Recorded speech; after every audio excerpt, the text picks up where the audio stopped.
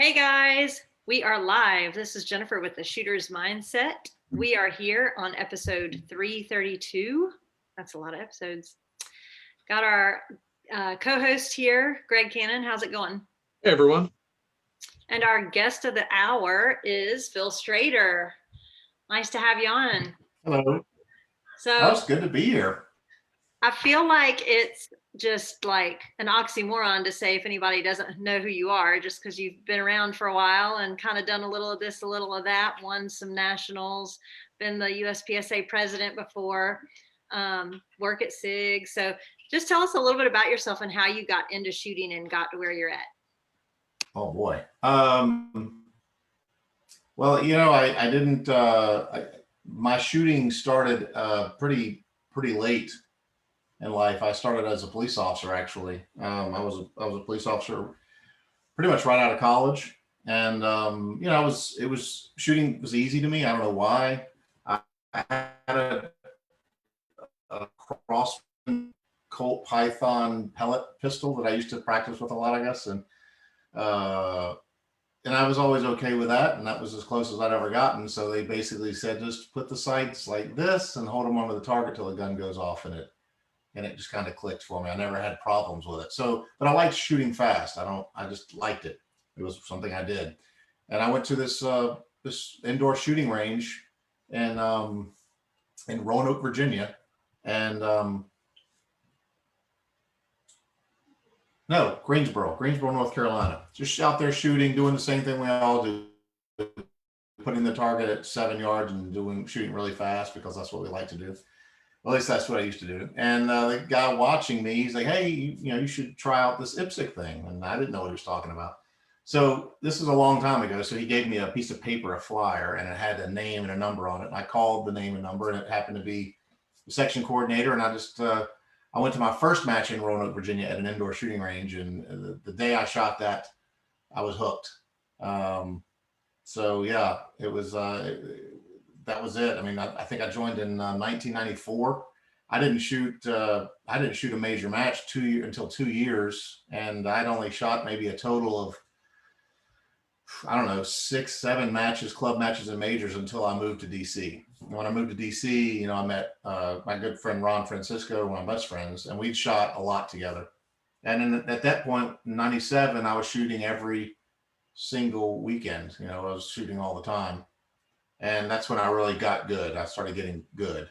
And but even for the first 3 years I was shooting, I was holding the gun wrong. I was thumb over thumb and trying to, I was doing the old Weaver thing, and shot a club match with Todd Jarrett, who at the time he was the Triple Crown winner. He had won the World Shoot in Brazil, and he had won both nationals, limited and open. And what am I missing here? Jennifer's going to tell a story about what it's like to shoot against Todd Jarrett, or should I tell it?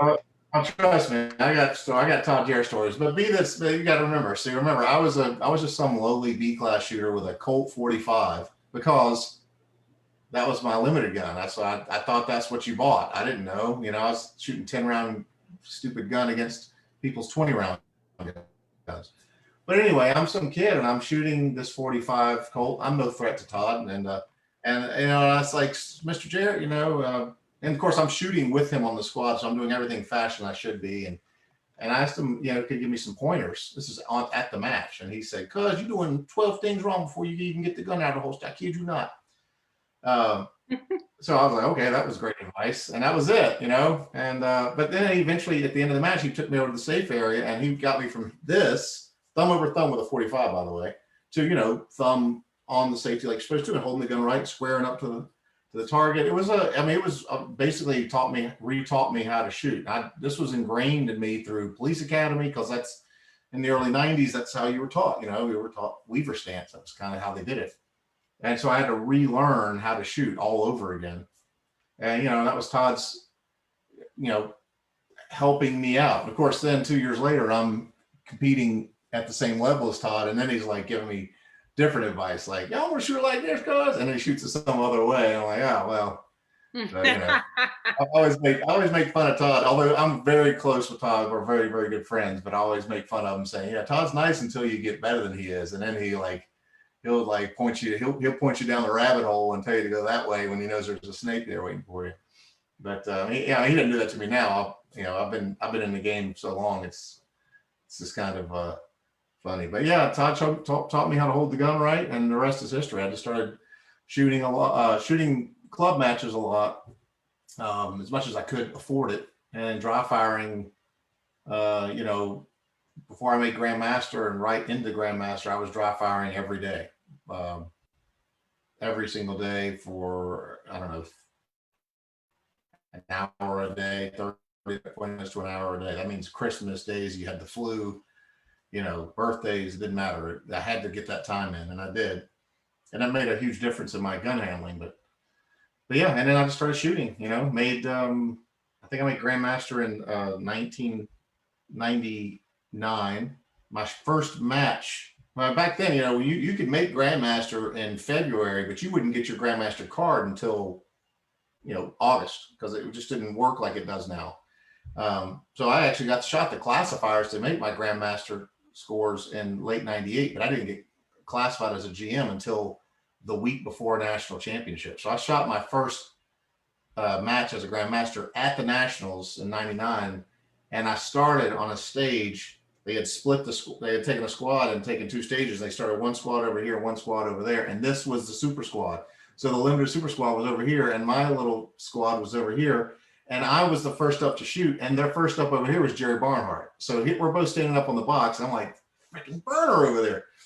And, so he's all business. And if you ever met Jerry, he is all freaking business. And he's over there, and they say, "You gonna go first?" I was like, "Good." I didn't know what to do. I was, like, "Oh my God, this is a big deal." I was geeking out, right? So I was like, "Yeah, I'll go first." So I'm trying to play all cool. I'm like, "Okay, I'm a Grandmaster now, so that means I'm good, right?" Which, I'm sure we'll talk about that later. It does not mean that. But I shoot the stage, and it was okay. I did all right. I didn't bomb it. And then I look over at Jerry, and he's like, "All right, okay." So he kind of gave me that nod of approval. And after that, I was like, "Yay!" And of course, I almost finished last Grandmaster that year. So it took me a while to get my head on straight to realize that getting a Grandmaster card means literally nothing at a national level event. And of course, I went from 50th in 99, and then went to 2000, and 2000 went to Pennsylvania. I ended up 8th. And then after that, it's kind of when everything started moving on, moving pretty fast for me. And, and from 2000 to now, it's unless it's multi-gun or open, I haven't finished out of the top 10, but maybe twice. So I'm always kind of there, but I'm never at the top, just because I'm not willing to put that extra oomph into it like everyone else is. But yeah, that's it. I mean, I just kind of started as a dumb cop, and then just started chipping away at it, and then made it 2000 is kind of when everything took off. That's awesome. 2000. So old. I'm so old. Yeah. Greg's putting in the chat how old he was at those different years, because he's a baby. Oh, what a nice guy. Thanks. Yeah, he calls me old. That's great. So it's all right. Don't worry about it. Yeah. That's why I like to shoot the Rob so much. Not because I like the guy. It's just he's so much older than me that he makes me feel younger. That's like, you really don't have to lose a lot of weight if you just fatten up all your friends.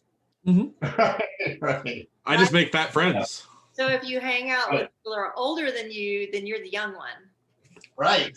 That's why I hang out with Jen so much. Yeah, whatever. Oh, wow. So mean.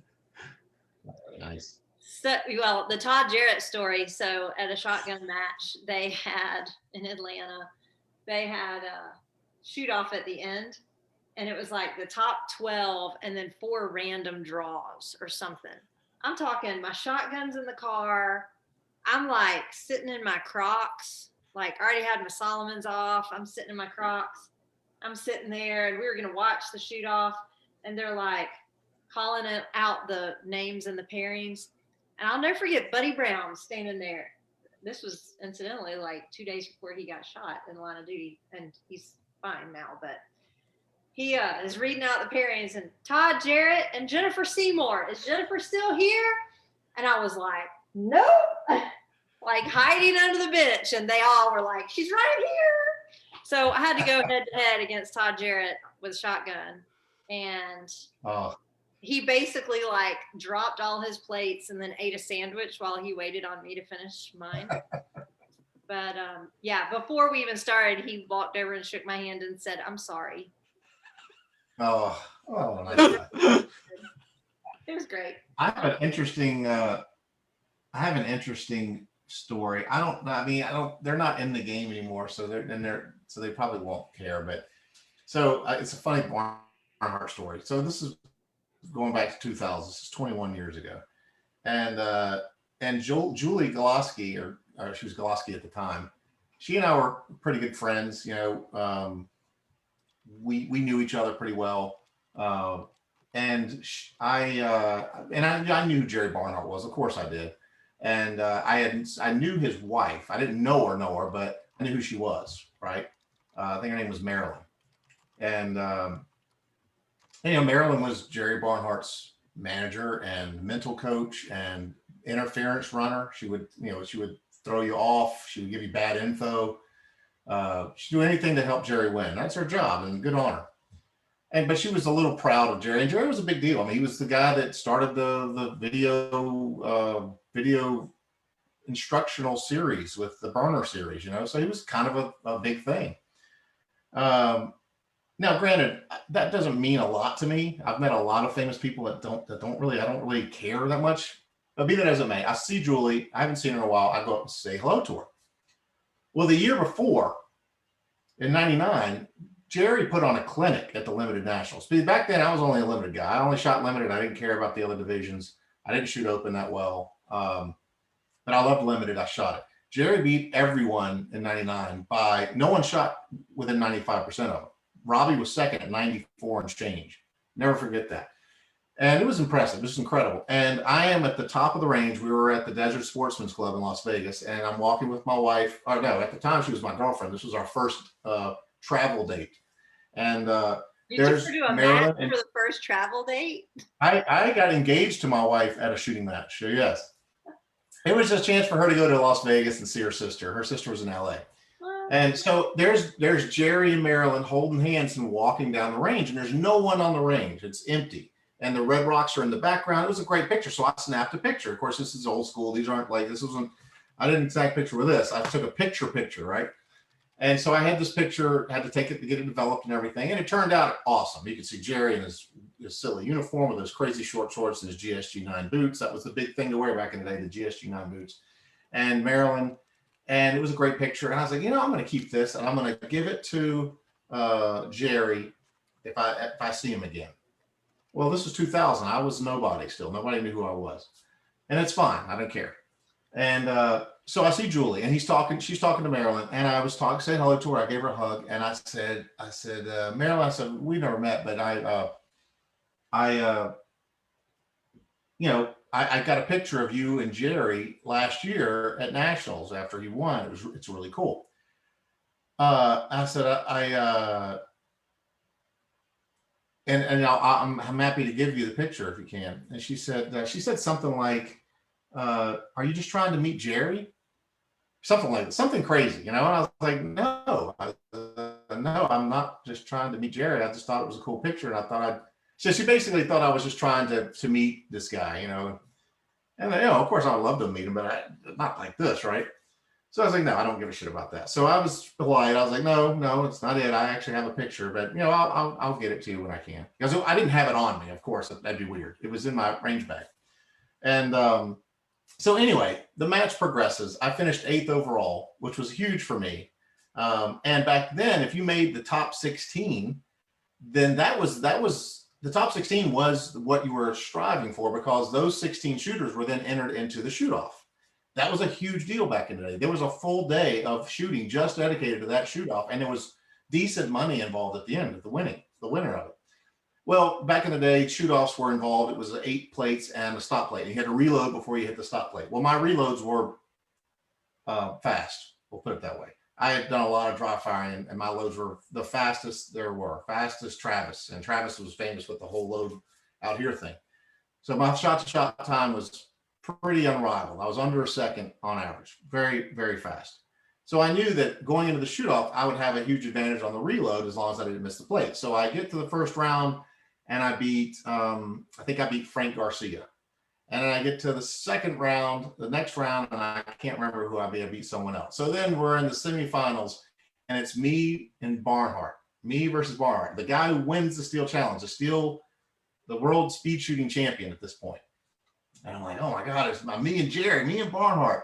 And I destroyed him. And then by this time, I had no sponsors. I had a white collared polo on, no sponsors, no nothing on it. Back then, when you were a sponsor, you send them this shitty cotton shirt and they would engrave it. They'd get you a Tajima format and you'd have to pay like $80 for the format. And you'd have to pay to have everything embroidered. So all the fancy shirts had all this embroidered on it. Mine was a white polo.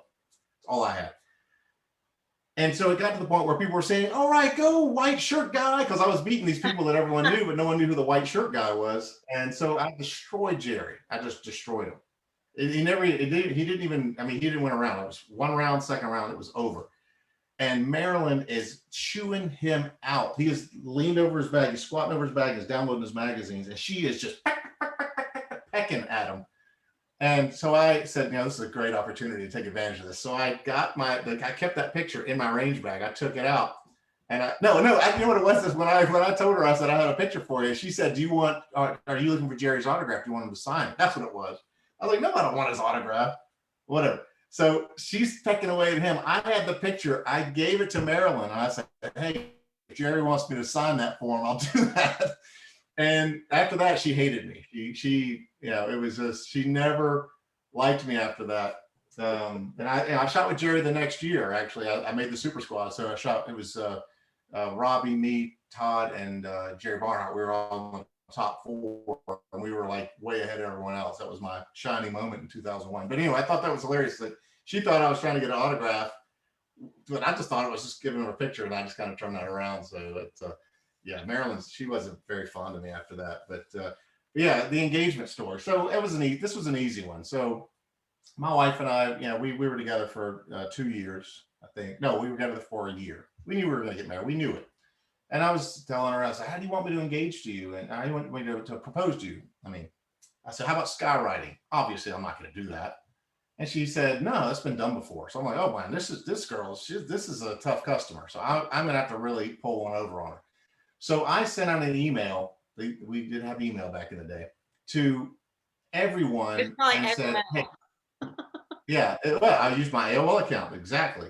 And I sent out an email to everyone, the club, the guy who was managing the club. And I said, hey, this is my plan. I'm going to, I got to turn this back heater off. Starting to get all hot and bothered talking about my wife. I said, so there's a plan. We're going to do some activators. And I had this plan. Everyone knew about it, right? That morning, she and I had been fighting. We got into an argument. And she goes, I'm not going to the match with you. I said, please. So I had to get her to come to this where I'm going to propose to her. And sure enough, she comes. There's 90 people at the Quantico club match, the Quantico, Virginia club match. Usually there's like 35 or 40. There's 90 people there. We still managed to get everyone shot, by the way. Not like shot, but everyone got to shoot the match. So all it was just a plate and a plate. And I told her I was made up a story like, yeah, there's a new target system and they want me to demo it in front of everybody. Well, Todd Jarrett's there. She's like already thinking, well, why wouldn't they get Todd to do it? He's a national champion. But she didn't ask that. So I shoot the stage and I reload and I go steal. And when that steel falls, the target pops up with Danielle and the other one says, will you marry me? And, of course, then everyone laughed and she realized she was not in the joke. So yes, I got engaged at a shooting match. I had a bachelor, I had a his or her cakes, and my cake was in the shape of a USPSA target. My whole life has revolved around the shooting sports, mainly USPSA, but everything we've done, our vacations, our trips, it's almost always revolved around shooting because that's kind of our life. So it kind of sounds kind of cheesy, but that's what it is. We cut our teeth on the shooting industry, and we ran the Pro-Am together, the Pro-Am shooting championship together. So she's my right-hand gal. So I couldn't have done it without her. And she's been in, she knows the deal. She's, that's just kind of the way it is. She's, you know, she's my rock, and she puts up with me. So that's That's incredible. awesome that she's so supportive and, you know, that you've been able to do that. I think that's awesome. Yeah. So, yeah, that was the engagement story. Yeah, it's So crazy. how did you, well, we have a USPSA question, but part of it is, how did you come about to be the president of USPSA?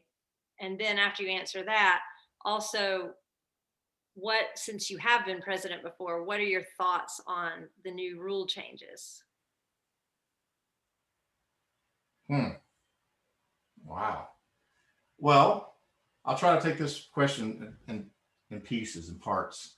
So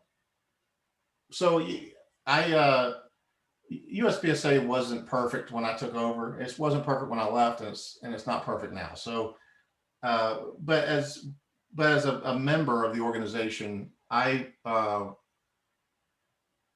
firmly under the belief system that you got to get involved, right? My first area of involvement was to become an RO, to learn the rules better, and the best way to do that was to be an RO. So I used to work major matches. My first major match that I actually worked was an Area 8 championship. I was a prize table coordinator. I worked on getting the prizes and coordinating the prizes and that kind of thing. I've worked several major matches as an RO.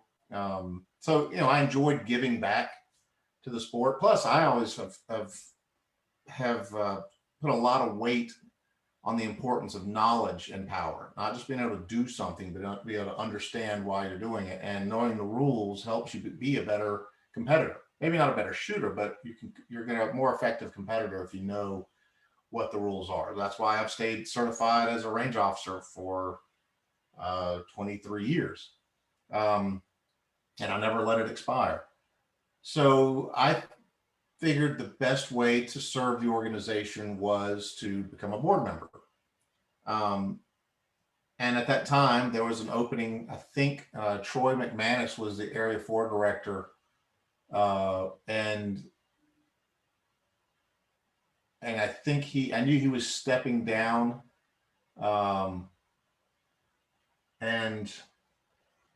so I lived in Area 4, so that was the easiest way to get involved in the organization. So once I became a member of the board and I got a chance to see the good and the bad, the ins and the outs of the organization, I started to realize that I might be more effective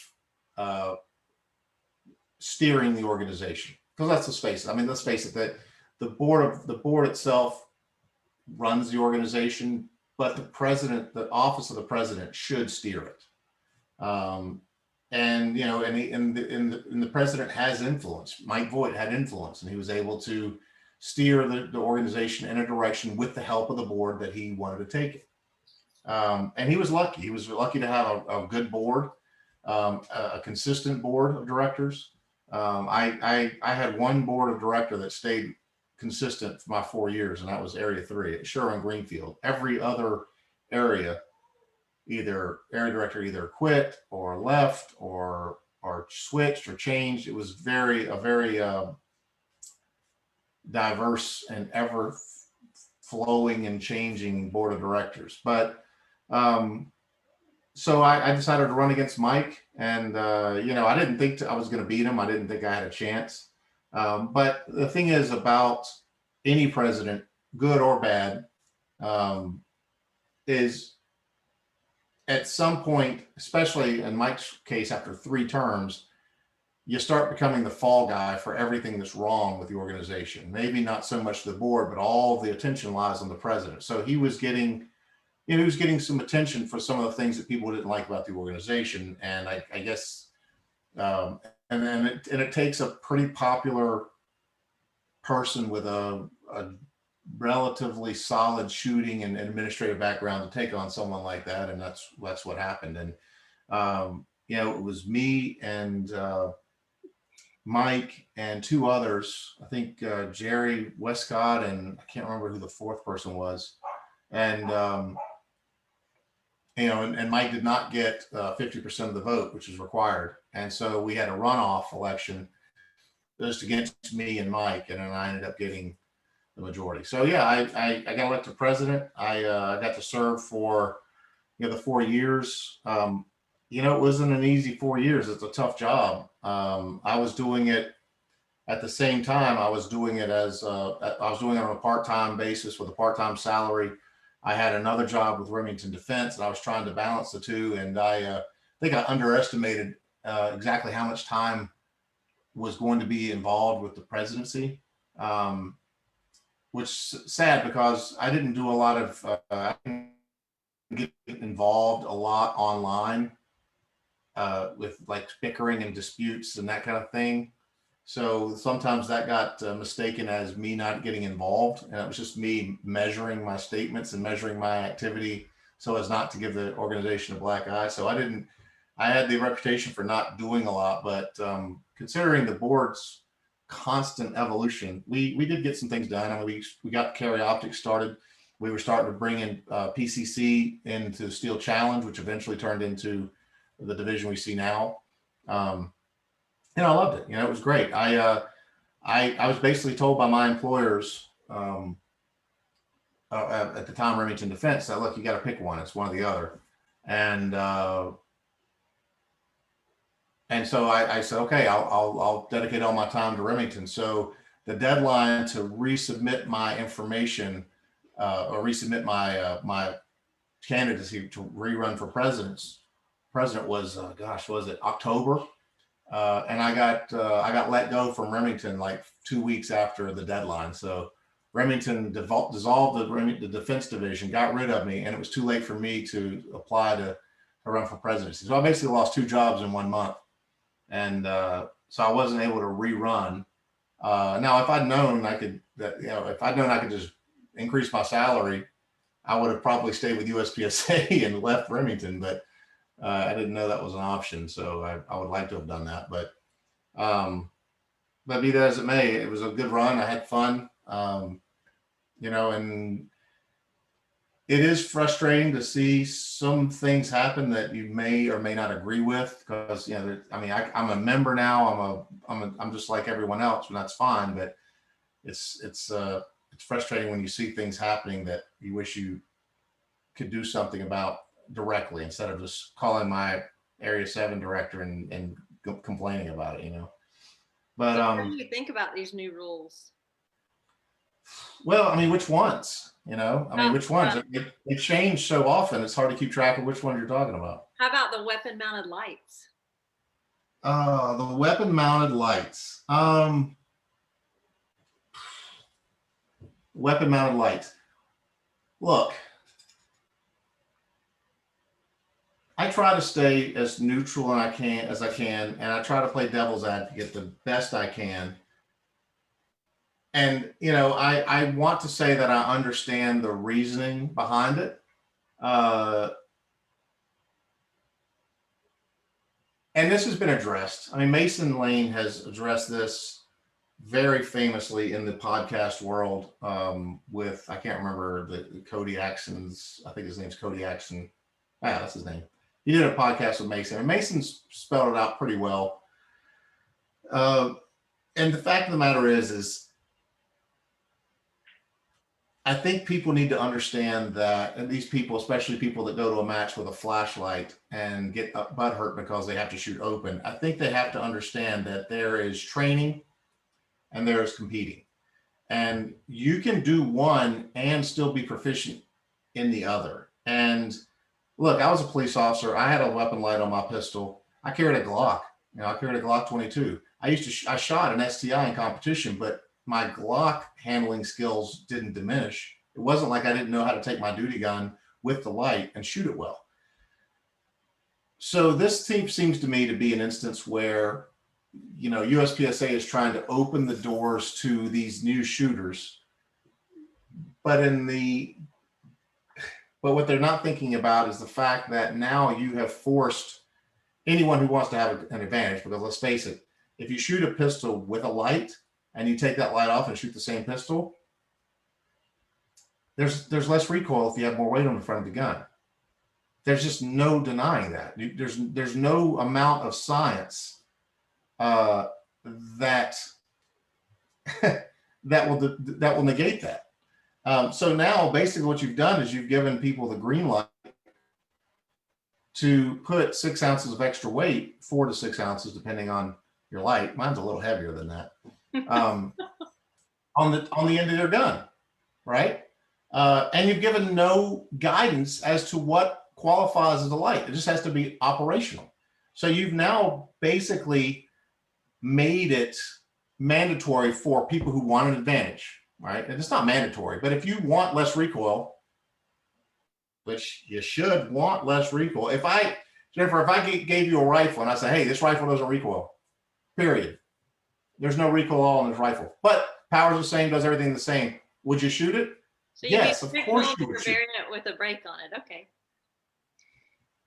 Yeah, well, what if I told you was, I mean, it did not move. How about that? When you shot in the scope, the crosshairs did not rise off the target. It just sat there. The point is if I gave you an advantage, you would take it. If you didn't, then you're not a competitor. If you're not a competitor, then why the hell do you care if you have a flashlight on your gun or not? Right? So it's an endless, ridiculous, nonsensical circle that we've put ourselves in, where you're going to have people doing this to their guns. Is that a flashlight? Well, no, but according to the rules it is, because hey, it turns on. So yeah, this is a flashlight. That's a weapon light. That's an 8-9 ounce weapon light now. And I'm ashamed of, I feel like you need a meme made of you with that says Thug Life. I am so ashamed. I felt sickened when I made that. Sickened tonight. I was like, this has gone out of control. So obviously what will happen here is if it gets deemed not a flashlight, there's nothing in the rules that says that's not a flashlight, right? I mean, that's just going to become a rule interpretation, and I might get bumped to open and I may not. But the fact is I'm not the only one who's going to do that. And now they're going to have to release a weapon light list. It's just, you can't make rules arbitrarily without affecting other things. There's going to be a lot of flashback from some rules that you pass just on a whim, because what's the possible harm in allowing flashlights on the gun? Well, you kind of made everyone have to do it. I just talked to Max. Max was asking, hey, what's the heaviest light we make? Well, we make one light, but 4.5 ounces is better than 0 ounces. So now you got to get you got to get a light. Now you got to get a holster. Oh, all that practice you've been doing by putting your equipment over on the side and shooting like they would in IPSC, forget it. Move it over to the front. Oh yeah, you want a magnet? Sure. It's just, look, sometimes the answer has to be no. Sometimes the answer has to be, look, you're in a shooting sport. This isn't train. If you want to train, then go get a simunition gun or a UTM gun and go shoot each other.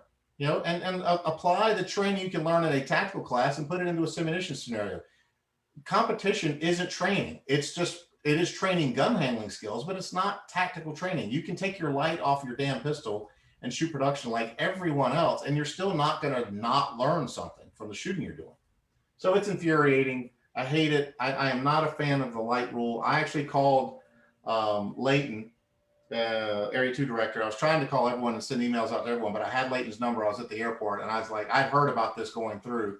And I called and I expressed this exact same thing to him. And I'm not faulting Leighton at all. I mean, he did what he thought was right, and I'm fine with it. But the problem is you've opened up Pandora's box to idiocy like this, that gun I just showed you. And now, of course, let's not forget the fact that gun weighs 55 ounces. 55 ounces. So if we're so yeah, that's another rule that I don't know, man. I feel like I hate where production has gone, because it used to be such a good division to start someone out in. Now, regardless of the state you lived in, regardless of what restrictions you had, you could always go out and buy a Glock 17, even with 10-round magazines. If you live in wherever, Jersey, Connecticut, Maryland, name your crappy state. or your gun restrictive state. Sorry, people who live in crappy states. P320, whatever. You could buy a simple gun and shoot in a simple division, and now, who's going to pay $50 for a brass base pad to get that extra weight? I don't know, man. I think there needs to be a hard reset, but I feel like we've gone so far down the rabbit hole that I just don't see there being a way out. And trust me, it's not going to hurt the sport right now because, there's not enough people. There are not enough matches out there, and people are filling them up so fast. What difference does it make? We can make any rule we want as long as people keep shooting the matches. Who cares, right? And trust me, that gun's going to be a lot more fun to shoot than anything else because it's not going to recoil. I'm going to be shooting 125 power factor out of that 55 ounce lead weight. It's going to be awesome. So I'm not a fan of the rules. But some people may say I'm an old dinosaur and and you don't like change. And I don't not like change, but also don't like forcing your current membership into a situation where they have to do a certain thing. And if you don't put a light on your gun, then you like recoil. And I hate to make an all-encompassing statement like that, but if you don't put a light on your gun, then you want more recoil. Yeah. And if you want that, then you're not going to have an advantage. If you don't have an advantage, you're not a competitor. And I'm saying this under the full. I just talked to Mason Lane today, and he's no way going to put a light in his gun. And he's a national champion. He doesn't need it. But I can tell you that if his gun recoiled less, he'd shoot faster, more accurately. I mean, there's no human shooter on the planet that's going to disagree with that. If your gun recoils less, you're going to be able to shoot it faster and more accurate.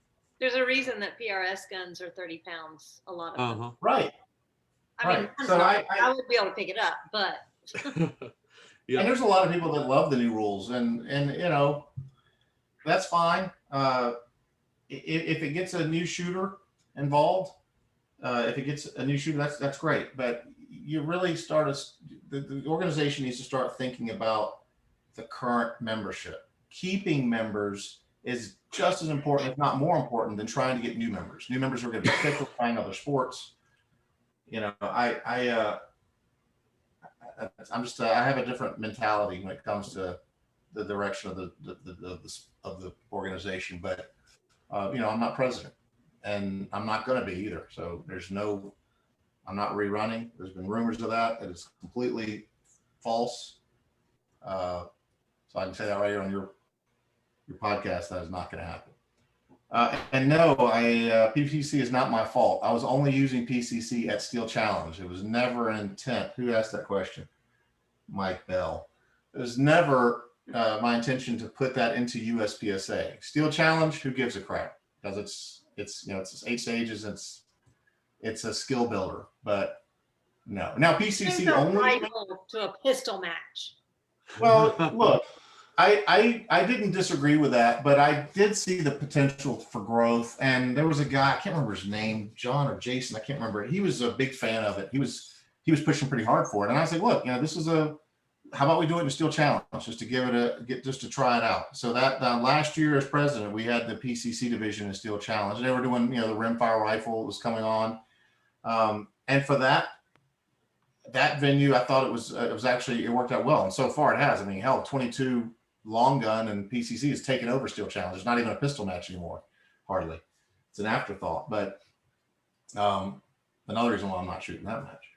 So it worked out well for that. PCC and USPSA. I'm not a fan of it. I don't think it belongs there. But I do like PC. I like the idea of PCC only events because then you can make the stages the correct challenge, a correct and equal challenge for PCC shooters. So I'm not against the division. I'll never shoot it, although I am being pressured to shoot the two gun nationals, but we'll see. I don't know if I'm going to do that, but I don't even know what a PCC is. I don't even own one, but I agree. I don't have a problem with PCC.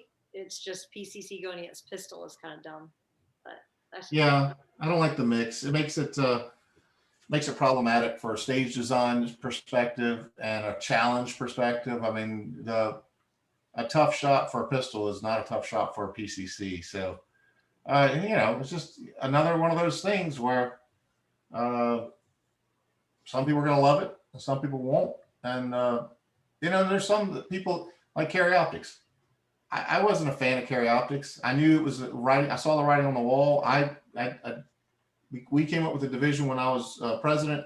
It was a little different division. It was designed for lightweight pistols. It was designed to keep kind of things in a true carry optics. That was the whole name of it. I didn't call it production optics for a reason. Carry optics was supposed to be, a lightweight, somewhat lightweight division. It got opened up and mag capacity went up, and no one's ever going to complain when you give you more bullets in your magazines, of course. But that's turned out to be a really popular division because it's easy to shoot. It's not terribly expensive. And if you have aging eyes, which I do, you would think I'd love carry optics, which I don't like shooting it, but it's been a very popular division. And I can see why. It's fun to shoot. You got 24 rounds in the gun, and it's awesome. That's why that's why club matches are overwhelmingly shooting carry optics, because it's not that hard. It's much easier for a new shooter to take a red dot out there and shoot it and get the targets. Nobody wants to go out there with a production gun and miss 20% of the time. So it's good and bad. It's making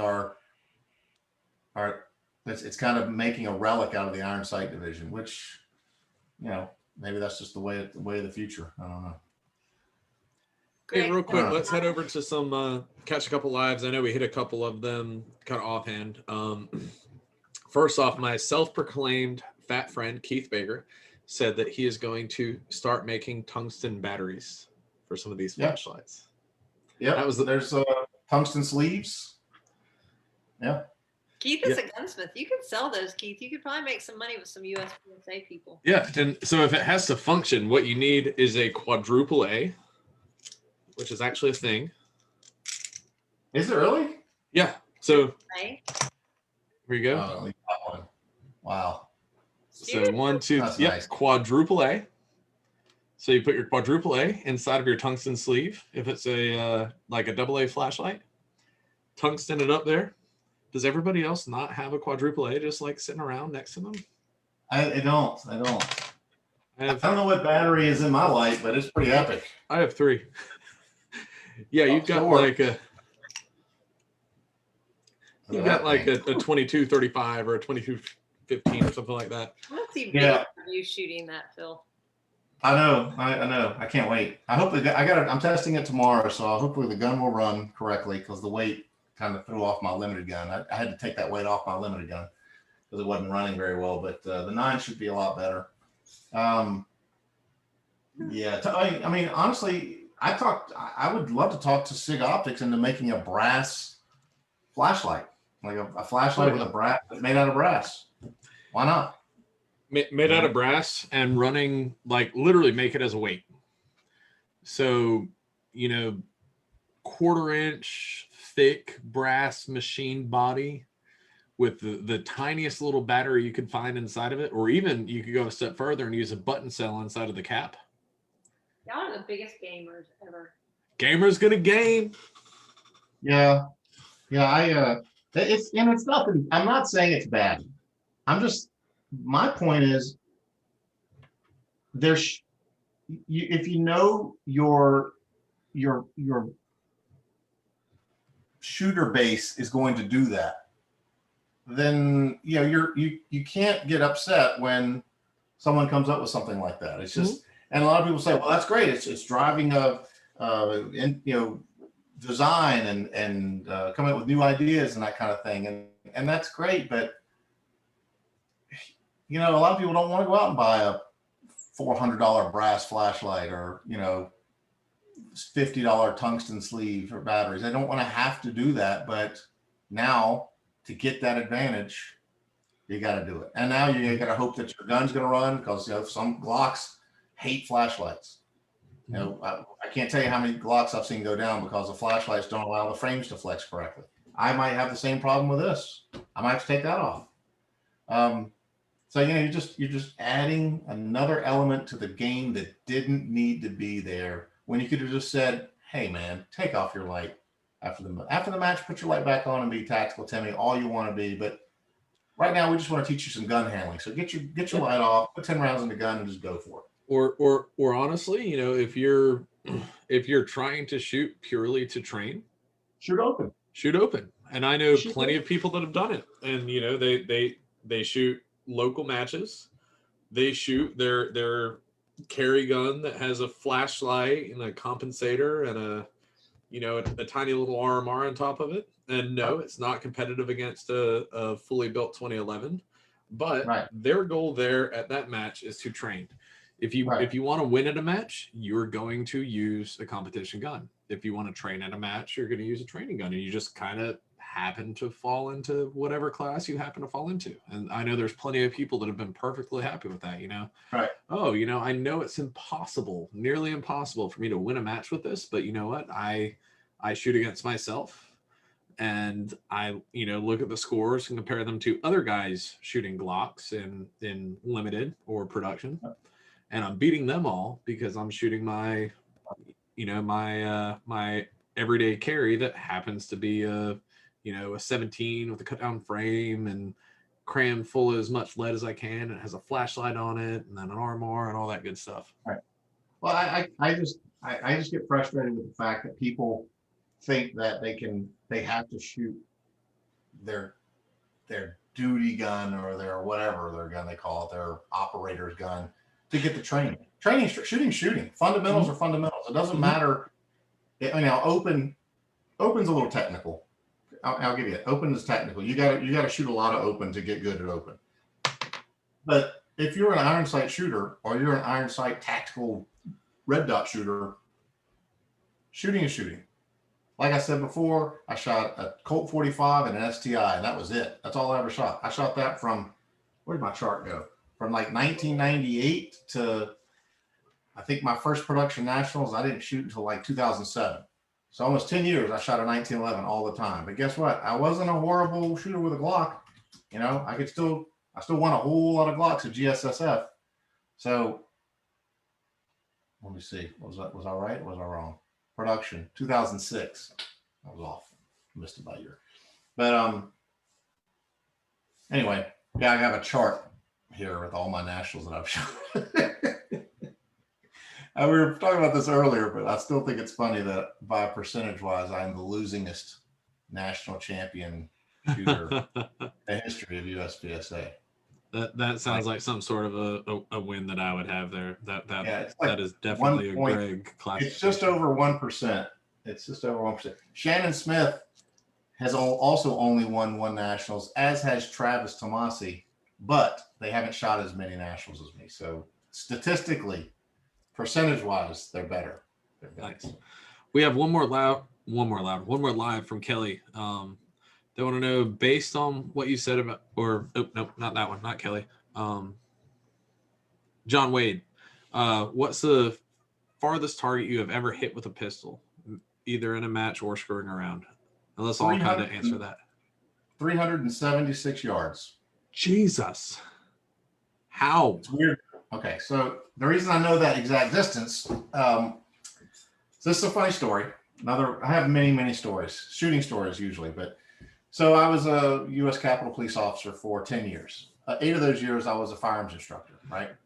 One of those classes I taught was a rifle course. We after 9/11, we started teaching rifle classes, not just to Capitol Police, but everyone. And we had quite a budget after 9/11, obviously, and we bought an insane amount of steel. I mean, steel targets, you wouldn't believe how many steel targets we bought. It wasn't like we moved the shooting line around. We just put targets at 20 yards, at 30 yards, at 50 yards, at 100 yards, at 150, at 200. I mean, we had targets strawn out everywhere. This was on Quantico's range. They call it 14 Fox. The furthest target out, we did our laser rangefinder on it. It was 347 yards. And I had a Glock 22. I had 165 grain U.S. Capitol Police gold dot. So crazy hot ammo, like 165 grain bullets going, almost 1,200 feet per second. It was ridiculous. So what you basically do is past 300 yards, you just basically pick a tree that's in line with your target, and you just follow that tree up, and you kind of figure out your holdover, and you take a shot. Now, the inherent accuracy or lack thereof of a Glock 22 and 40 cal is, you know, you have a 1 in 10 chance of hitting this target, even if you hold the sight perfect and you pull the trigger perfectly. The accuracy of the pistol is not going to allow a lot of accuracy at 350 yards, or 347 in this case. And but you know, out of 10 shots, I can hit it one time. You know, so it was a 1 in 10 chance I would hit this damn thing. So we were, you know, we had all set up. Everything was set up. The class had yet to arrive. This was an in-service training class for rifles. So these were experienced officers. This wasn't our recruit class or anything.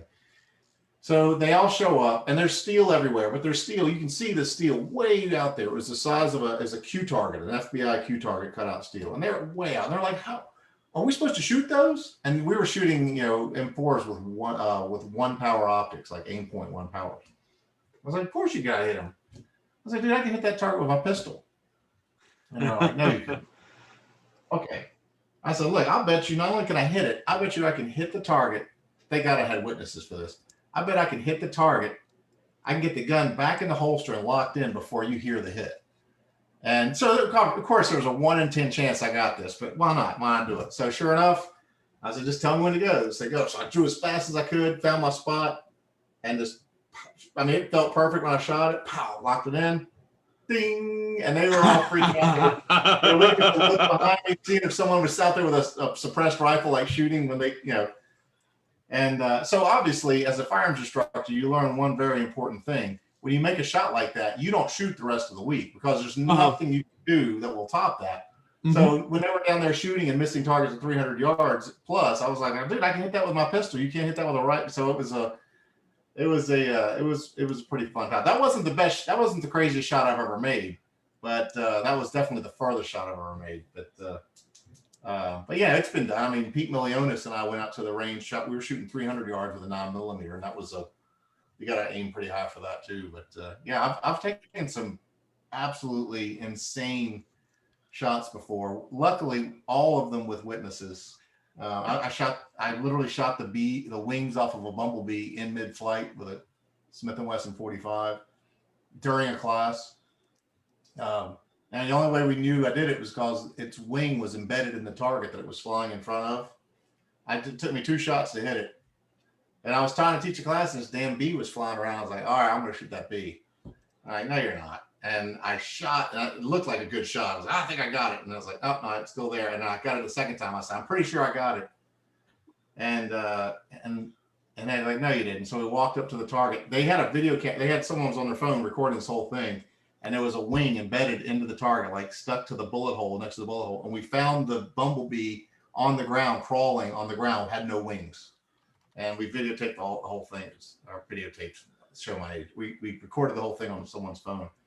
It was bananas. We've had accidental birds get hit. Sylvester. Yeah. Oh. Poor Tweety did not make it. They like to perch on top of the steel targets, and you know, when you shoot that lead just kind of, yeah, and all you see is a feathers fly everywhere. Yep, a puff of feathers. That bird didn't make it. Oh, so yeah, that was a cool shot. Done some wild stuff. So what are your thoughts on the direction of USPSA and IDPA? Do you feel it's becoming too tactical, or do you think some of these changes are a positive thing? I like the way IDPA is going, just because their last rule change. You know, they kind of did away with the subjective RO calls for cover, and they went with the fault lines, which I like. It makes things a lot. I mean, the sport's still complicated from a thinking while you shoot perspective. There's a lot of nuances about IDPA that you have to know to shoot it well. The New England IDPA is incredibly awesome. Here it's just so good. The shots are actually way harder in New England IDPA than USPSA. I don't think they're supposed to be legally, but I don't care. I mean, I think one of this last year I shot a match and the majority of the targets were 35 yards away, and it was awesome. It was a great stage. So it's really tough here in New England. I love shooting them. So I think that's a good step. Obviously, the 2 revolver divisions is not a step in the right direction for IDPA, but they're too stubborn to change it. They're going to keep it the way it is. The backup gun division. I mean, I don't know if there's any real need for that now that they have the compact carry or CCP or concealed carry pistol. I don't know what they call it. It's so slightly smaller than SSP is slightly bigger than the CD bug. I don't know. The problem is you can get heavy on divisions, right? Watering down the sport is okay to a degree. I mean, obviously production was a no-brainer. Carry optics, I think, was a no-brainer. And of course, IDPA carried that. They went along that same line with their carry optics division. So I don't think there's any at this point. Like I mentioned before, there's no real short-term detriment to the sport as far as where I think it's going, because right now the gun industry is booming. The ammo industry, people are buying ammo so fast and primers so fast that we're nearing crisis mode. That's the only thing I see hurting the sport itself. But as far as the I had is what you thought about the ammo shortage and how it's going to affect them. Yeah, I think there's ways around it. I mean, there's a store locally here that they'll let you buy 100 primers a day, and it doesn't sound like a lot, but if you have a friend, I don't know. Mason knows. What's that? And will you buy me some and ship them to me? I'm sure we could work something out. Yeah. So yeah, it doesn't sound like a lot, but there's a lot of places that I hear they're doing that. Let you buy a box of ammo max a day, sometimes 2 boxes of ammo. I was just at CMP Talladega, and Joey Hardy, the manager there, they haven't raised their prices on 9mm whatsoever. Now they do limit it to 2 boxes, but that's okay. I mean, it means you can go out, in the course of a week and have 500 rounds. So it's not, I think it's certainly making people think twice about how they're going to spend their money and what matches they're going to shoot. And it also is going to play a lot on what matches they'll shoot next year, because if they spend the time and the ammo to shoot an event and it doesn't turn out that it's that great, they'll remember that. People tend to remember that kind of stuff, especially when it's a stretch for them to get the ammo. But as far as the organization itself goes, USPSA, they can pass as many stupid rules as they want. People are still, lining up to shoot the matches. A lot of matches are filling up so fast that people just don't seem to care. I mean, who would have ever in a million years thought we'd spend $185 for an area match for, and not have a prize table, and I'm not bitching. I know people are going to say I'm bitching about not having prize tables. I get why they're not there. It's a lot of work. It's easier. It's the easy route to just, put random prizes in a bag and hope that the match is doing that. I mean, there's no accountability. We don't know where the prizes are going. We just assume that they're put in the bags, but it's an easier way to go. But yeah, it's people are still paying it. I just paid $275 to shoot the Florida Open. And that match wasn't full. I think that was kind of I think they finally found their max at that point, but people are still paying it. People are still going to matches. I think the danger is if you alienate your current membership, new members are only going to have so much ammo to go shoot. And if you alienate that core group of people who have the ammo and are good at determining where they're going to use it and what matches deem fit to be used at, then you may lose some customers just based on the fact that I'm not going to go shoot that stupid match that did this last year and I didn't like the way. I'm not going to spend my ammo. I'm on an ammo shortage. I have 4,000 rounds to shoot this year, and they're going to cherry pick the matches they want to shoot.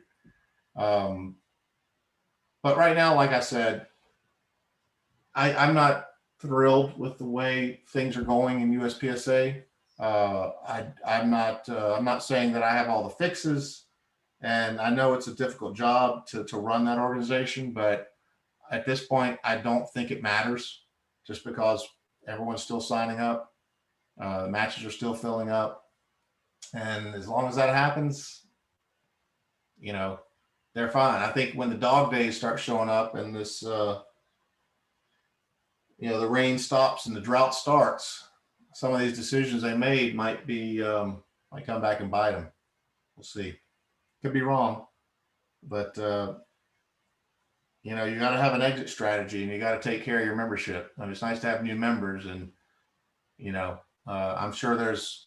I'm I have a sneaky suspicion of what the motivation to try to get more members and new members is, but you got to take care of the people that are actually part of the organization, have been part of the organization for more than 5 years. That's your core membership, and those are the people that keep spending the money and stay loyal to the organization and stay loyal to their vendors. And I don't know, and you piss off enough of them. How do you think we can grow it? Well, the problem is, I think, is there's such limited resources.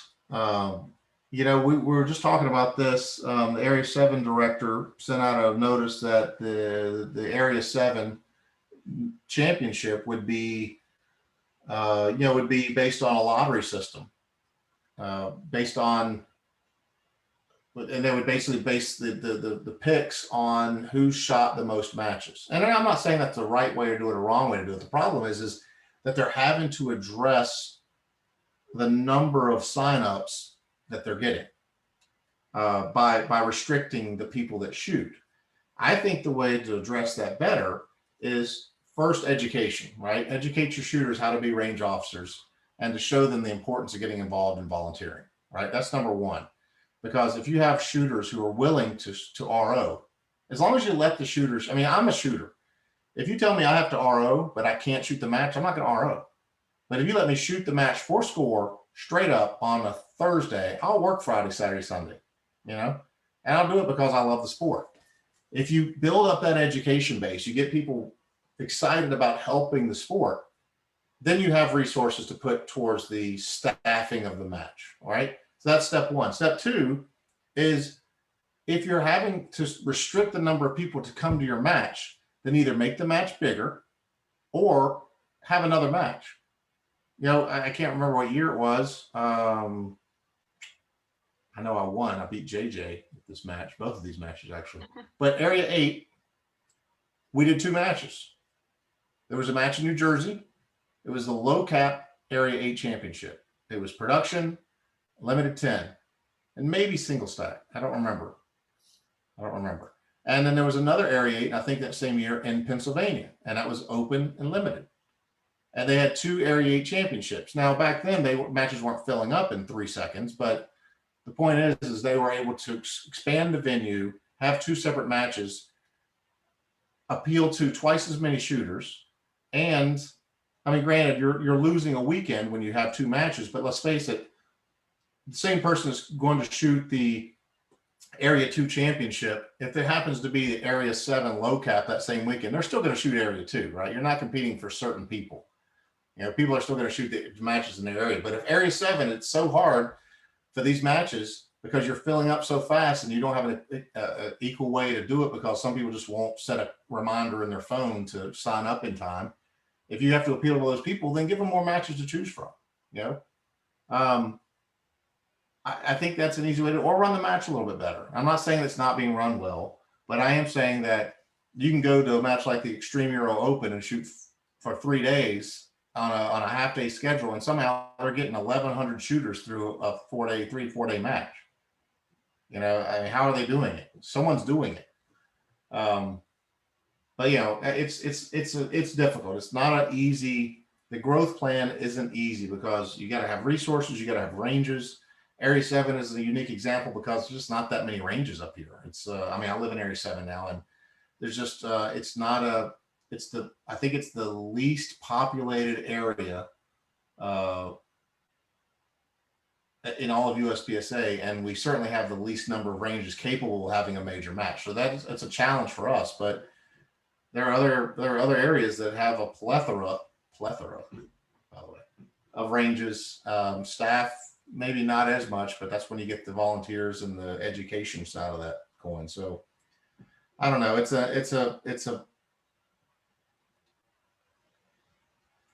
I don't know. It's a pie in the sky kind of thought process, but I'm big on volunteering and getting involved, and I just feel like there's so many new shooters out there who just want to come and shoot, and they're afraid to take the risk to RO or to score a target or run practice score, and you got to force them to kind of get involved in it. And a lot of people aren't getting that. This is a sport of volunteers. They don't get that speech at the beginning of every club match. When I was shooting Fredericksburg, this is the weird, crazy thing. When I was shooting at Fredericksburg a lot, shot Fredericksburg in Virginia all the time, everyone helped. There was no staff assigned to your squad. Everyone helped. If you didn't know how to score, guess what? You're going to learn today. Yeah, you know how to RO. You're going to learn today. We're going to teach you the commands, and then and if you screw up enough or you do it enough, eventually you're going to want to get better at it, which means you'll take the RO class. I mean, it was unheard of to have a squad of 10 people and not have 6 certified ROs on that squad. Now I'm up here in New England. If you put the range commands on the timer, it helps because then you can just read it. Right. There you go. Saying. Yeah, that's an idea. And now you come up here. When I come here to shoot, it's the craziest thing. It's like they assign 2 people to your squad and they work their asses off. I mean, and granted, they get a free match entry, and now at $25 for a club match, that's actually not a bad deal. But they're working their butts off, and then when I go to help, I'll run a timer. No, you're a shooter. No, we're all staff. So it's the whole mentality is changing. We got to get back to that. Look, you shoot, you learn the rules, and you score. You do everything. You're not just a shooter. You're a shooter. You're a scorer. And that's the problem is, and I always go into the whole diatribe of these damn kids these days, but let's face it, there's a mentality there that, I mean, I'm watching some of these new junior shooters, they're not even taping anymore. It isn't just the junior shooters, it's some of the older shooters too. But if you shoot with me, everyone will paste, because if they don't. That is a Gary damn T. If you shoot with her, you will paste, or you'll be. I mean, I'm not afraid to get rude to people. I've walked up to people with roll of pasters and go, "Hey, man, this is for you."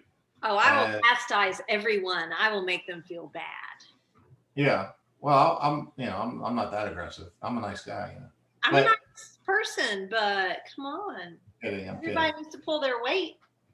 I agree, and I think that's a big paradigm shift from what I've seen. Is that it's turned into more of a shooter's game than a shooter/volunteer game. And I'm sure I'm probably overthinking it and overanalyzing it, but I can tell you that I have I've introduced probably 7 people at work, maybe not that many, 5 or 6 people at work to the sport, and they are pretty open to help, but you can tell they're not comfortable with it, and you got to embrace it and just do it. I've told everyone I ever tell, what's the most important thing when you're starting to learn how to shoot? Become an RO. Learn the rules. Learn how to shoot, but learn how to use the rules to your favor. Not only like manipulate the rules, but know why you're doing what you're doing. Know the questions, know the answers to the questions before you ask them. Right. And these ridiculous arguments you get into with the ROs when you think you know the rules and you don't, it makes you look kind of silly. So learn the rules, become an RO. It's crazy easy to get certified. I don't know. So let's switch gears just for a second. And let's talk Sig Sauer a little bit. So I feel like it's as big as it's ever been with the versatility of their lineup. Yeah. So when you came to SIG, what did you have in mind to get more SIG firearms out in the public in shooters' hands? Well, honestly, I could see that writing on the wall when I got here, to be honest with you. And I'll explain that a little bit. So I knew the P320 was going to be a big thing. The way I knew that is because I got a chance to see the first SIG P250. If you're not familiar with that, that is basically a double action only version of the P320. And I got a chance to see one of the very first ones.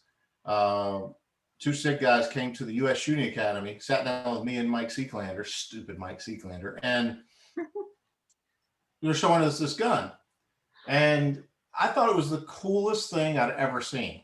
This whole taking the receiver out and having it be completely modular. It was mind blowing to me.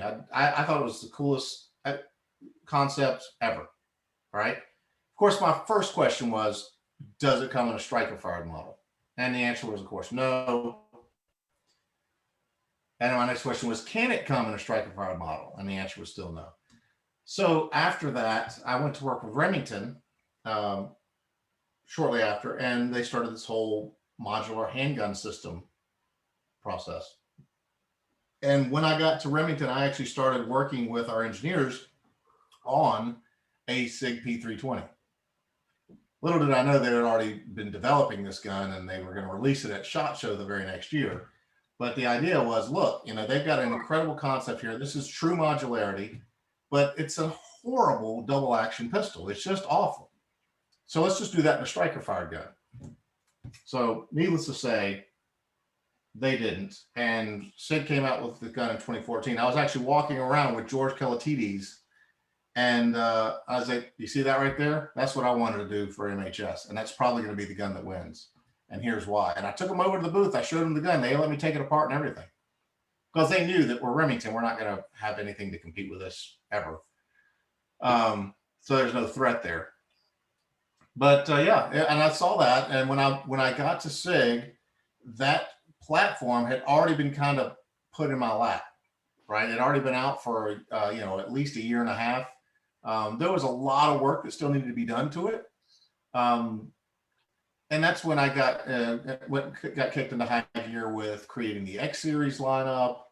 I mean, not creating, it makes me sound like I'm doing it all, but my brainchild, the X series lineup, my goal was basically to take the 320, which was an incredibly unique platform, unique concept, and to turn it into something better.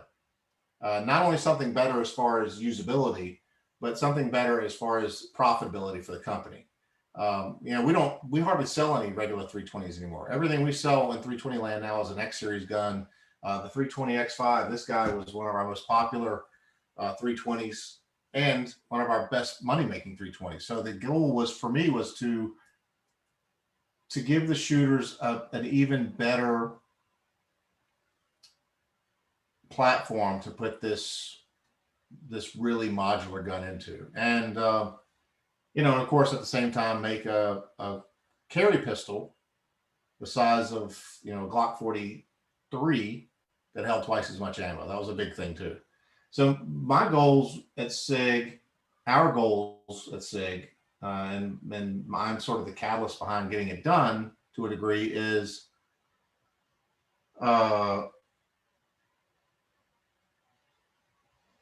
was to disrupt the market, right? To stir things up in the market and introduce things that had never been done before.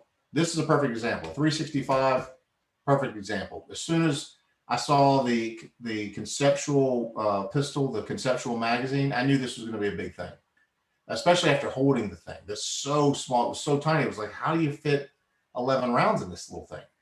And now 12. There's now these new mag kits. I can get 12. This gun right here has 15 rounds in it. It's supposed to have 13. It has 15, which is crazy. So we kind of changed gears as a company who just made guns to a company that did everything it knew how to do to offer products that didn't exist. And it's not just the M17 contract helped a lot, obviously. I saw the writing on the wall for that. I called that back when they first launched the gun at SHOT Show. So obviously that helps to be the official firearm of the military. And of course, there's been some bumps along the road. And of course, when the spotlight's on you and you're at the top of the mountain, it gets a little breezy up there, and uh, even the little things can be blown way out of proportion. But even so, we've pushed past that, and now the 320 is taking real market share. And Glock was the king for the longest time because that was the measuring stick to which all guns were measured. And I just decided I wasn't going to measure my products to that anymore. So I went above and beyond it, or we did. And now we have, an aluminum 320 an AXG, which we can't build fast enough. We have the tungsten and tungsten infused polymer grip module. Who would have ever thought of that? So yeah, So tell us a little bit more about that. That was kind of one of our bullet points to talk about as kind of something new and awesome that SIG came out with. Tell us about the tungsten infused grip module. So it was a simple idea. I think, what was it? What was his name? One of our engineers, he showed me a grip module that one of the vendors had been messing around with, and it was heavy. It was heavy-ish, but it felt weird. It was like stiff, like metal. And I asked what it was, and one of the polymer companies had messed around with putting some sort of powdered, wasn't tungsten, it was just metal into the mixture, in the polymer mix. Now this thing was so brittle you could tap it on the table and it would break. So it wasn't really. It was basically they were just taking powdered steel and putting just enough glass and polymer in it to make it stick, but it wasn't really functional. So I went to this company and said, look, this was a pretty cool idea, but what if you were to take tungsten powder and adjust the mixture? Because obviously tungsten is extremely heavy, way heavier than steel. You can use less of it and get more glass and polymer mix into it.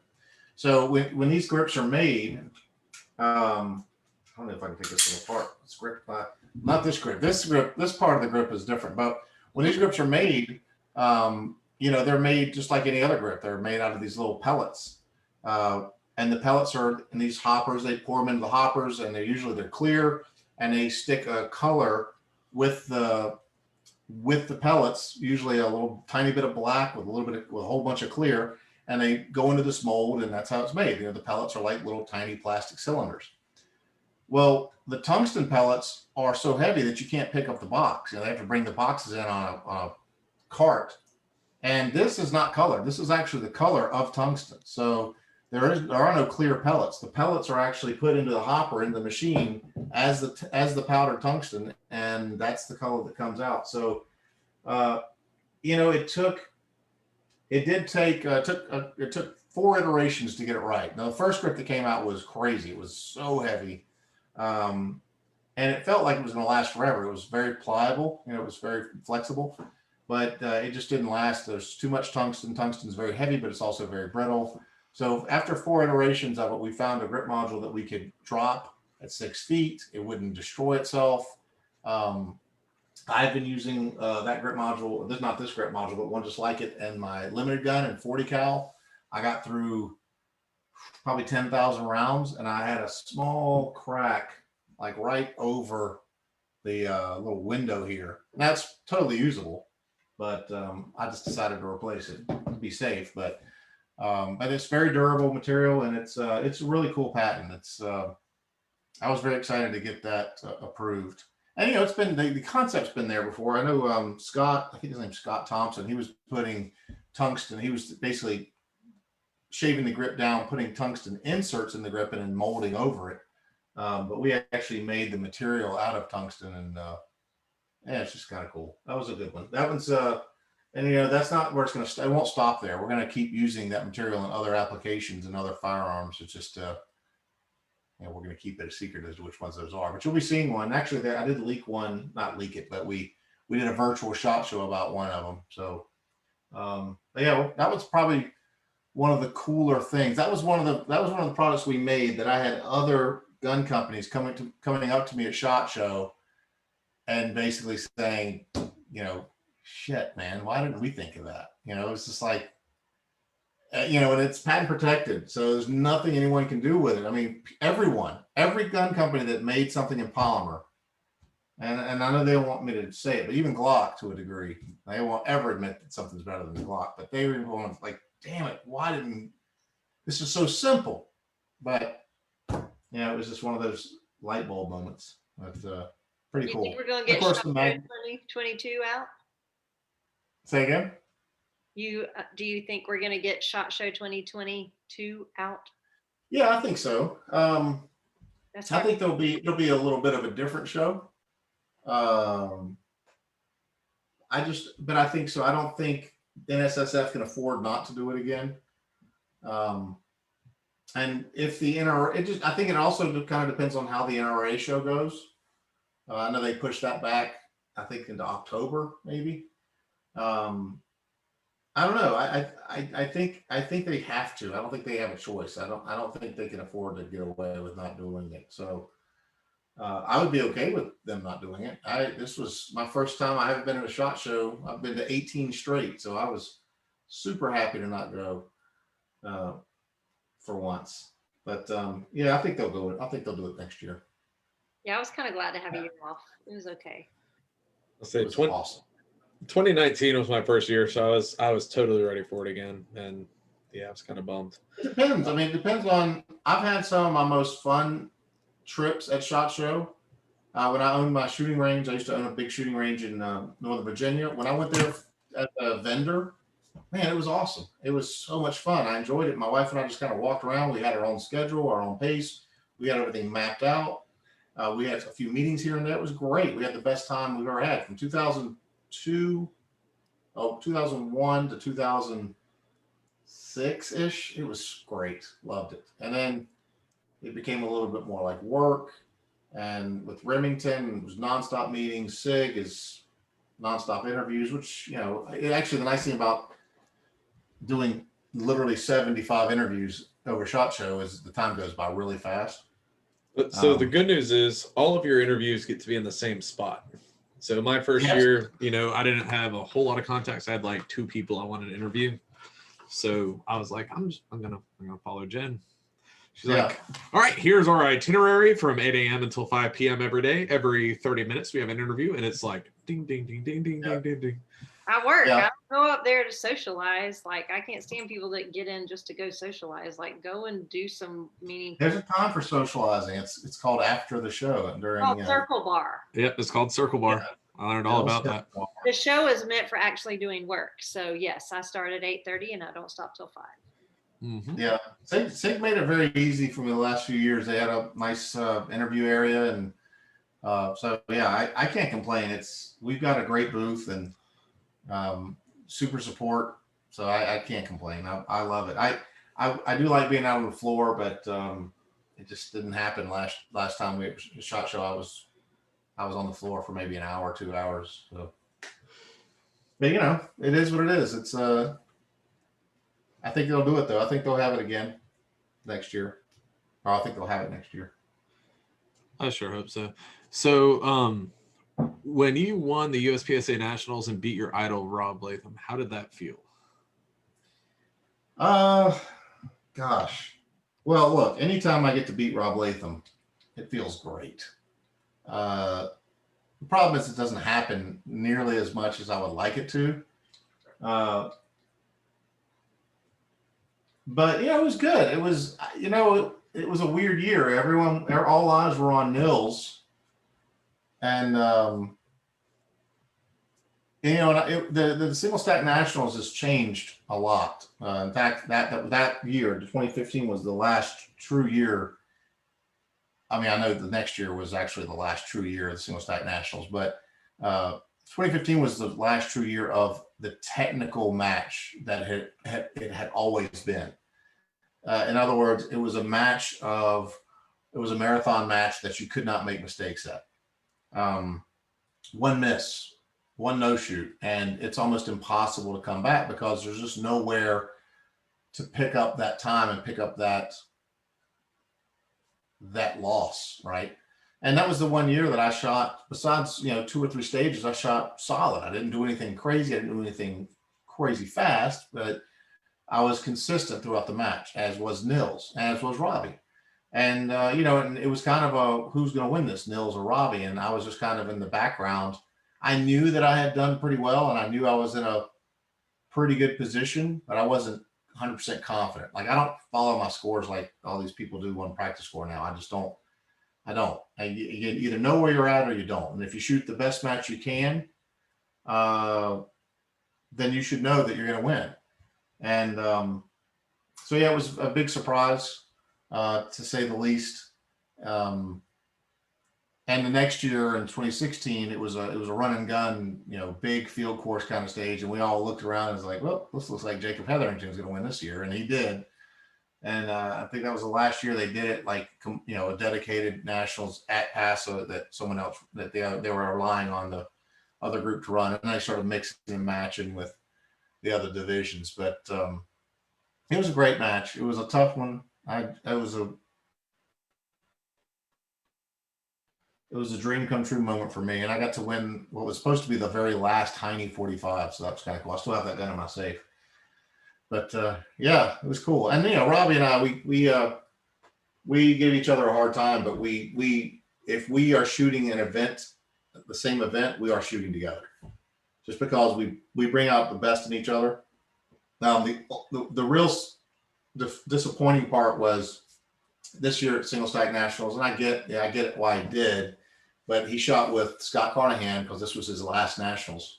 So he actually shot with the Safariland folks. So I didn't get a chance to shoot with him there, but I was in the squad right behind him. And then we shot L10 together the very next match. But Robbie and I we have an incredibly unique relationship. We have been in each other's faces yelling bad words to each other on the range before. We have been in private corporations, like been in restaurants yelling at each other before. But we FaceTime each other at least once a week and talk, and we're actually best friends. But we just wish each other's death quite a bit, and I love shooting with a guy because he makes me push, and I like to think that I kind of make him push. But there's no one else I'd rather shoot with. But soon he'll be dead, and I won't have to worry about it anymore. He'll never beat me again because he won't be around. Is that mean? That's mean, right? Yeah, that's mean. Maybe a little bit. I was like, did you just say that? Stupid Rob. You're good enough. No, I'm actually friends with everyone. I shoot. I don't have anyone that I don't or won't shoot with. And there's been a lot of clashing personalities in the sport over the years. There still are. But in the end of it, I don't get involved in that silliness. I'm just there to shoot and enjoy myself. And and I've been through I've been in the middle of a lot of drama between, Ben Stoger, or he likes to call himself Steger, but it's not going to fly. And Rudy Project, and personality conflicts and clashes throughout the sport. It's just been a mess, but I've always kind of stayed in the middle. And there's always personalities. Yeah, I mean, there's going to be people who don't get along. I mean, we've seen near fist fights break out on the range before, and it's just one of them things. You got to rise above it, and that's what we do. And me and Robbie, we have literally. I don't want to get too much into the details, but he's literally threatened to beat me up in a restaurant before, the night before a match. And I'm a no nonsense guy. I just like, whatever. I wouldn't go let him beat me up. But when I talked to him that night, I was like, what's going on? I said something that set him off. It was taken the wrong way. And the next morning, he's loading magazines, and we had to shoot. We were shooting in the Super Squad together that year. That was the year he DQ'd Karma because he was mean to me. He got the gun ripped out of his hand. He was in a barrel, and the gun popped out of his hand. But yeah, he's loading magazines. Like, hey man, are we good? Are we gonna, are we gonna shoot together? Or are we gonna shoot at each other? And we were like, yeah, we're good. So it's like you said, there's always gonna be personality conflicts on the range, but when it all comes down to it, you're just there to shoot and have fun. And if you share a common goal, like like we do, which is trying to improve the sport, improve yourself, you can be mad for a while, but eventually you're going to get over it. I mean, anytime with these fierce competitors, A lot of type all A's. personalities. Yeah. Right. As long as it doesn't affect your integrity. I mean, that's the real thing for me is, look, everyone likes, you want to be a competitor. You want to do your best, but don't let it affect your integrity. Right. I mean, you've seen it. People have a 30-yard swing and they're trying to call doubles, and, they're trying to manipulate the rules in their way to either get a reshoot. I mean, I've seen competitors, and this goes back a long way, but I literally saw a competitor trash a stage. At the end of the stage, the RO was given the commands to unload and show clear, and he literally elbowed the RO and demanded a reshoot for RO interference. So stuff like that. You want to win, you want to do your best, but when it starts to affect your integrity, maybe you're in the wrong sport. And so it's as long as that's not affected, then then the sport will always thrive, and you're always going to be hanging out with people you want to hang out with. But I've seen some people. I watched a guy pull a paster off of a target.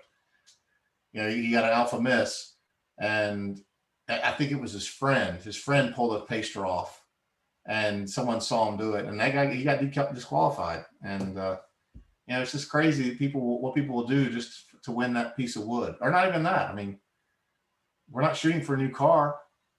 That's what I ask every time. I mean, you're always going to have people that cheat. There's always going to be those one-offs. But I think overall, the sport has a ton of integrity.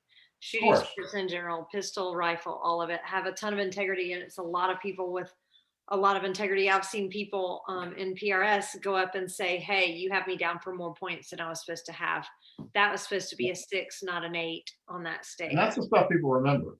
Mm-hmm. Right. And that has impressed me more than anything, more than I don't remember who's on the podium, but I remember the people that came up and said, hey man, like y'all got it wrong. I didn't hit that target. Yep. You need to take it off.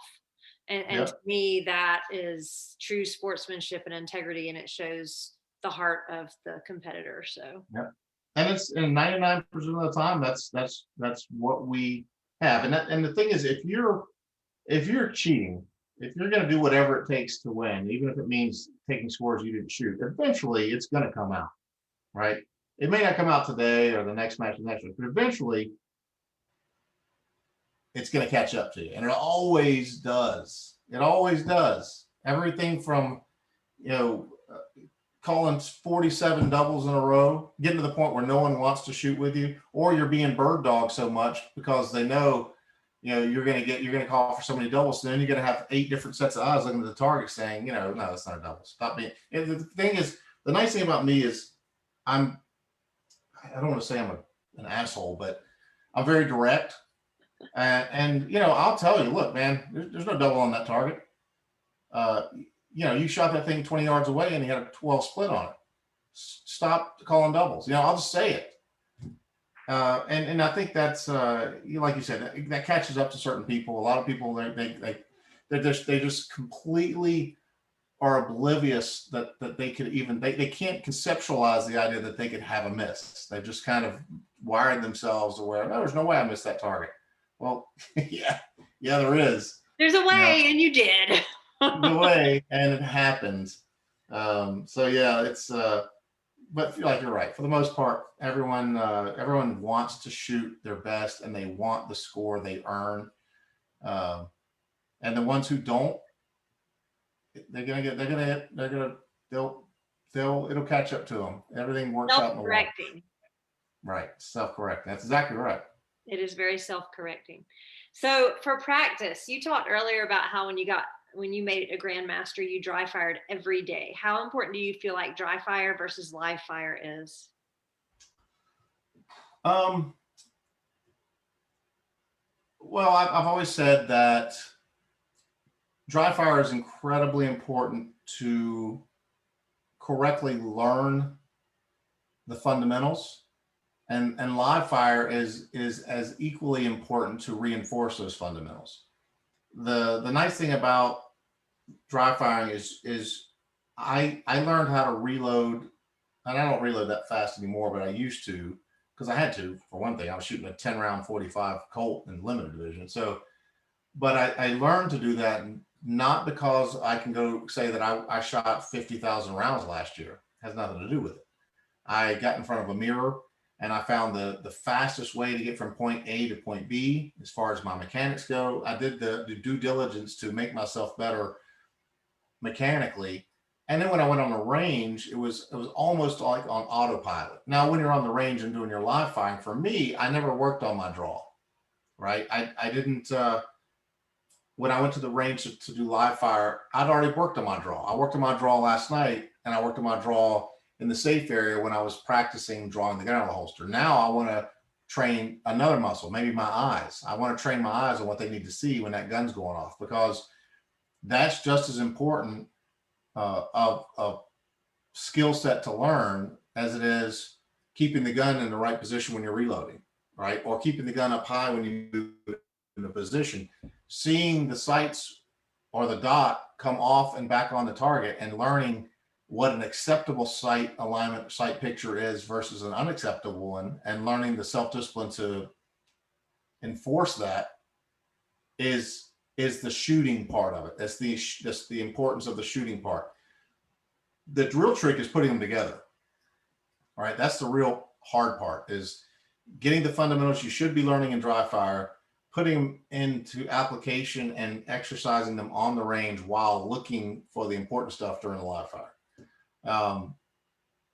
And putting those puzzle pieces together is a real challenge.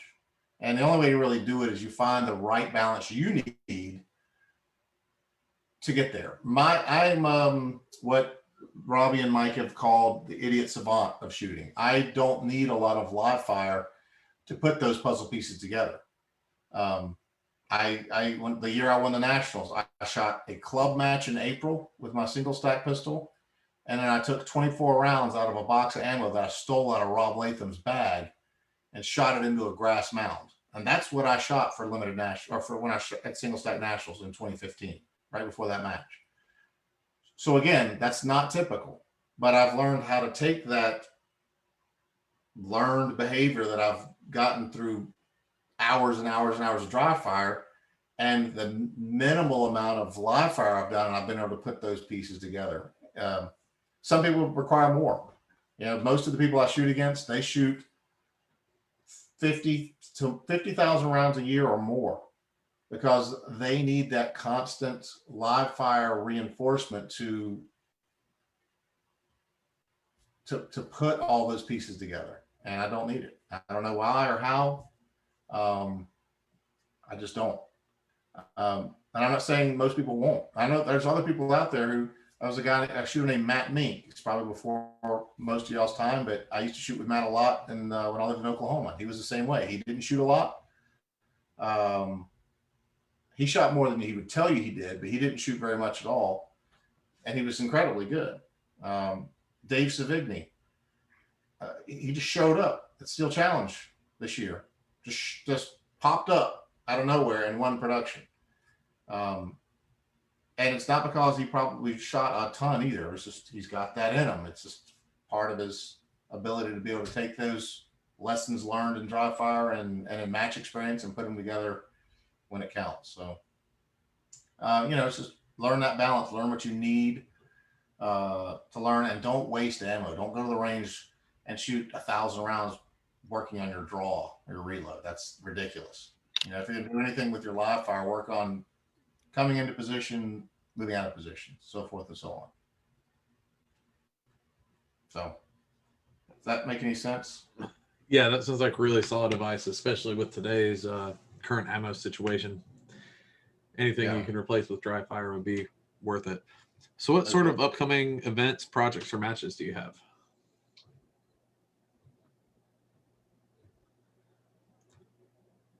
Well, That sounds like a loaded question.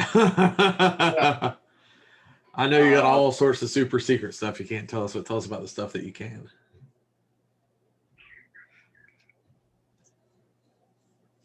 well, you're going to see a lot more SIG Custom Works products this year, which is good. the market is very accepting of high-end guns, and we're going to kick them into high gear and start making some of those products. So you can expect to see some really cool pistols come out of Custom Works this year. There have been over the last few years, we've gotten a lot of questions about, I can't say it specifically, but it's the biggest 320 question we've gotten since the gun came out. And that question is going to be answered this year. That's all I'm going to say. So yeah, a lot going on at SIG.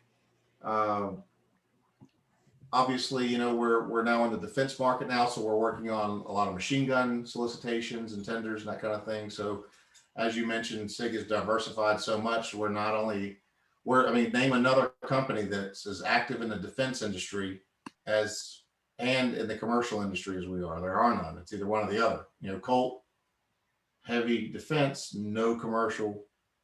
You know, FN, they're trying to do both, but their machine guns now, yeah, they lost the machine gun part of that. So, so yeah, that's kind of what's going on with SIG. It's going to be a lot of cool stuff coming out. We expect to see a lot of, if SHOT Show happens or when SHOT Show happens, you'll see a couple of, what did I use? What was the term I used before? Market disruptors coming out in January. Maybe probably a month before January. We'll probably launch it. We probably won't splash it at SHOT, but we'll probably make it seen for the first time by the public at SHOT, you know. As far as matches go, you know, pretty standard. I mean, I'm shooting, if my back doesn't give out on me, I'm scared to death to stand up right now, but it's got so hot. This pad got so hot on my back. But I'm shooting Area 6 this weekend, I think. I don't know if I don't know. I may not be able to shoot it, but I'm going to try. Area 6, Area 7, Area 8, Mid-Atlantic. I'm actually shooting one match that I'm pretty excited about in Maine. It's you know, it's the Maine State Championship. It's a benefit match, but it's close to Acadia National Park, and I'm taking my family there. We have the SIG Sauer RV that we're going to take up there. That's what I actually really get excited about is taking the RV down to the matches. I'm actually driving the RV to the South Carolina Championship on the way to the Production Nationals with my wife. So that'll be kind of cool. I'm actually shooting a different match this year. I'm pretty sure I'm shooting it. It's 365. It's a 365 specific match that the SIG Academy is putting on. And so that's going to be an event that's basically made just for 365 owners or 365 people who shoot a 365. And so that'll be kind of interesting. I'm guessing it's going to be IDPA based, which I don't really care. It doesn't matter. Shooting as far as I'm concerned, but that'll be something I'm probably going to shoot in. You know, same old story. You know, Nationals. Nationals was a big question mark for me because I love single stack. I shoot it well. I don't know why, but I always shoot it very well, and I really love it. And I hate that it's been combined with production. I hate combining divisions anyway.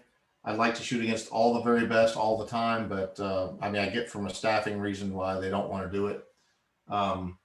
So I was actually intending to go down with all of my production gear and all of my single stack gear. I'm in a motorhome. Why not? I can take 10,000 rounds of ammo if I want. So I was thinking about doing that and like looking at the stages to see if it was either going to be a really lame, boring production match and a great single stack major match, or a really good production match and an incredibly hard single stack major match. So I don't know which is going to be, but I might take both sets of equipment down there. But now that I got this nifty flashlight, I want to test it out.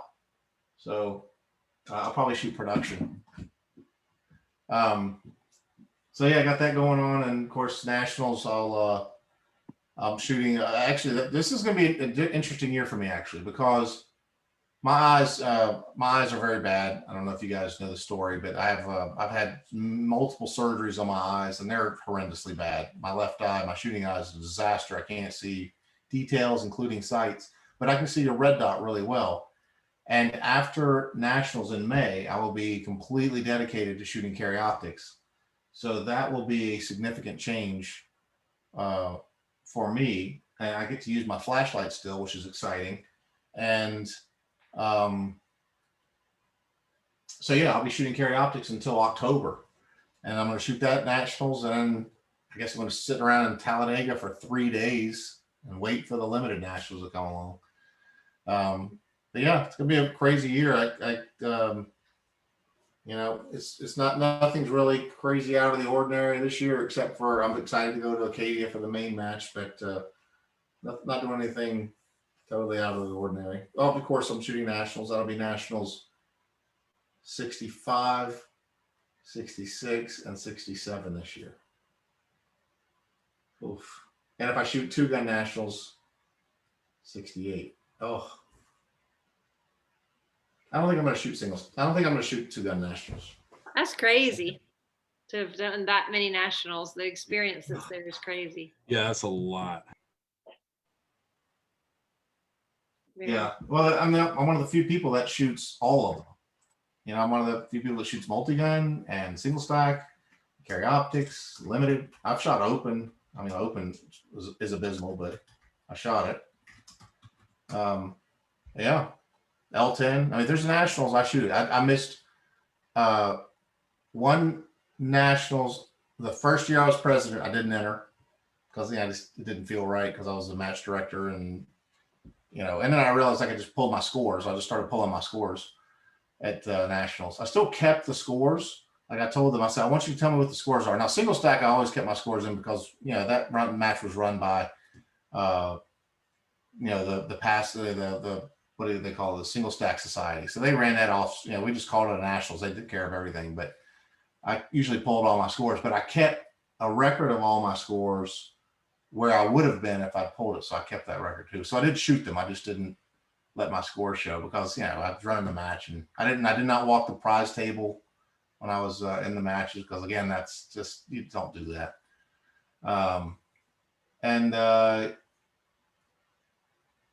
Yeah, that's a lot. It's a lot of freaking nationals. I missed that one the first year as president, and my wife got into a serious biking accident, and I had to miss the production nationals that year. And that same year, she had major surgery on that same ankle that she messed up at the limited nationals. So I missed 2 nationals in 1 year because she had hurt herself.